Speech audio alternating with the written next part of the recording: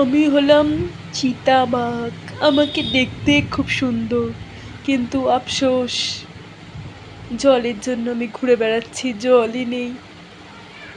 আরে শুনেছি ওদিকে নদীতে একটু জল আছে, তো তাই আমি জলের সন্ধানে যাচ্ছি। আরে ওই তো দেখা যায় জল, চলো ঝাঁপ মেরে দিই। ধুপ। কি ঠান্ডা জল! কতদিন বাদে জলের দর্শন পেয়েছি আমি, কি যে ভালো লাগছে। এবারে মাছও খাবো মজায় মজায়। ওদিকটা একটু যাই, ঘুরে বেড়াই, দেখি মাছ আছে নাকি। আগে প্রথমে চোখ দিয়ে দেখি। মাছ ছাড়াও কোনো পশু পাখি পেলে না জমিয়ে খাবো, জিভ পুরো লগলগ করছে আমার। মনে হচ্ছে এক্ষুনি খেয়ে নি, এত জিভ লগলগ করছে। আরে ওই তো দূরে যেন কি দেখা যায়, একটু এগিয়ে দেখি তো। দূরে যেন কি দেখা যায়। আরে বাহ, পায়ে যেন কি একটু ফুটে গেল। আ পায়ে কি ফুটে গেল? আরে কিছু না কিছু না। আরে ওইদিকে ওইদিকে মনে হচ্ছে কিছু দেখা যাচ্ছে।